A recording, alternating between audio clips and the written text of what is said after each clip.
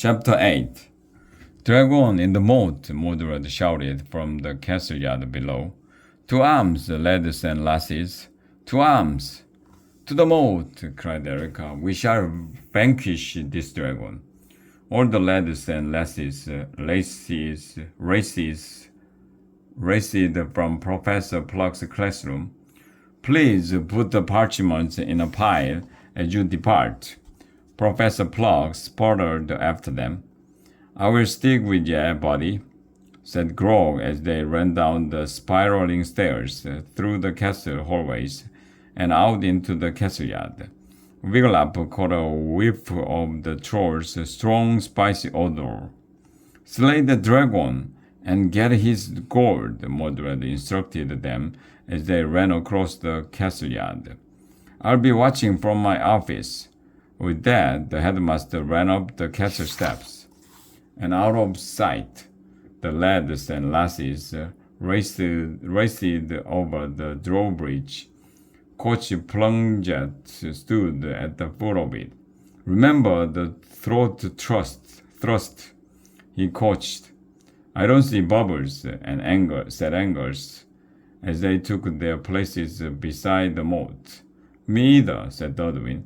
Maybe he's hiding in the part of the moat hidden behind the castle, said Wiglaf. Shall we rush him? asked Janice. Yeah, said Margot and Bilgy. No, said Erica. Let Bubbles swim out and see the band of mighty warriors who await him. Good idea, said Wiglaf. What are they? We are the mighty warriors, Wiggy, said Erica. Grog stood next to Wiglaf. For a change, he was silent. Wiglaf turned to him. The troll looked nervous, and the air was filled with his spicy scent. What's wrong, Grog? asked Wiglaf. Nothing, buddy, said Grog. Now Sir Mort came tottering over the drawbridge. He held a sword in one hand and a dagger in the other, ready to confuse Bubbles with the switcheroo. The old knight's visor was down. Wiglaf wondered whether he could see, for he was tottering badly. Back up, lads and lasses, shouted Sir Mort. Make way for a real knight to fight his old foe. Then Sir Mort took a wrong step and toppled into the moat. Armored as he was, he sank fast. We will save you, cried Wiglaf. He leaped into the moat. So did Erica, Angers, Janice, and Dudwin. Together they managed to pull Sir Mort up. Coach Plunget took the old knight and laid him down on the grass. Get his armor off, said Coach. Erica wrested off his helmet. Wiglaf unbuckled his breastplate. Angers took off his armored sleeves. Erica held Sir Mort's armed boots while Janice pulled off his leg armor. Sir Mort looked very small lying there in his red wrong underwear. At last he opened his eyes and said, Ah, the old switcheroo works every time. I'll take him inside to dry off, Coach said. He slung Sir Mort over his shoulder and hurried to the castle. I think I see Bubbles, someone yelled. Yes, yes, there he is, others shouted.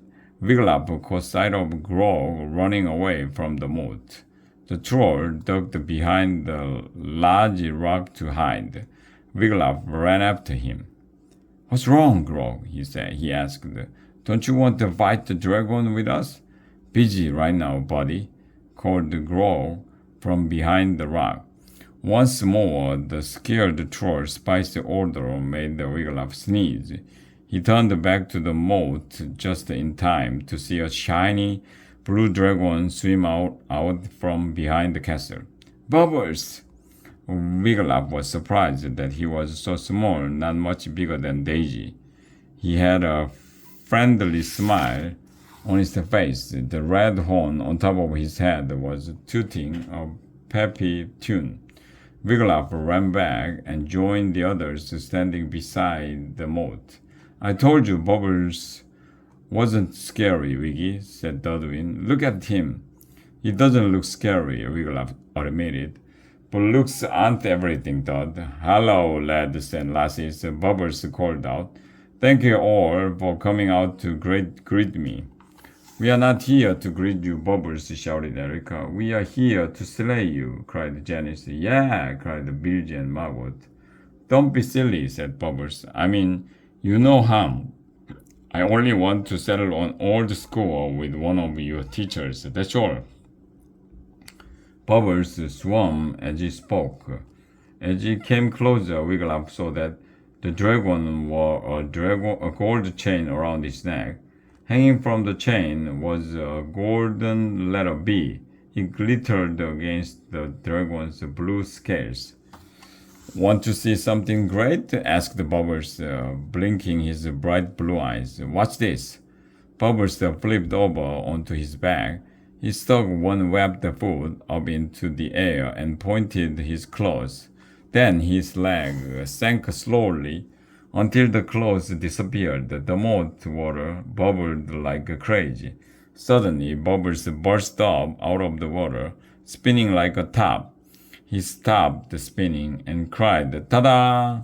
That was super, called Bilgy. Yeah, called Margot. Do it again, called Dudwin, clapping.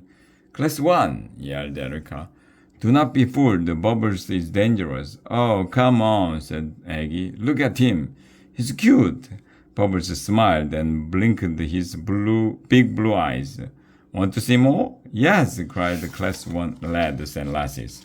More, cried Grog, running out from behind the rock. More dragon. He ran to the edge of the moat. Bubbles sniffed and wrinkled his nose as if he smelled something he didn't like. Then he dove under the water and came up again some distance away from Grog. Here I go, called Bubbles. Watch this. The dragon swam in a circle, fluttering one wing over the water. He did a porpoise dive and disappeared. Then he came up again, feet first, laying himself calmly on top of the water. Next, he began twisting and turning and flipping like a seal. Wiglaf had to admit that Bubbles had talent. He began to wonder, was Bubbles really dangerous?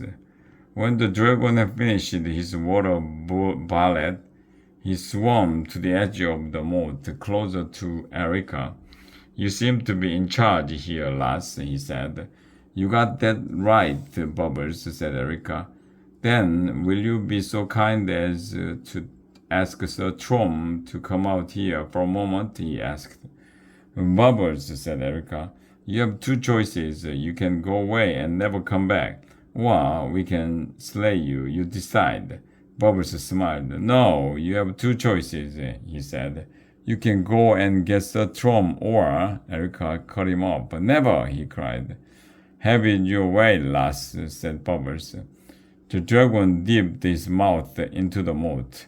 Wiglaf heard a loud sucking sound. The water in the moat began to get shallower and shallower, ears starting jumping all over the place. As the level of the water in the moat went down, Bubbles' body grew wider and grew bigger and bigger. His head looked small now on top of his great bloated belly. Yeah, cried Grog. As the dragon expanded, he ran back to his hiding place behind the rock. Bubbles grew to an enormous size when he had sucked nearly all the water out of the moat. Professor Plug stuck his head out of the slit in the castle wall. He shouted, Peter, Piper, picked a pack of pickled peppers. Bubbles raised his head. Now he was almost as huge as the DSA castle. Get Sir Trom, Bubbles bellowed, or get yourself boards, you decide.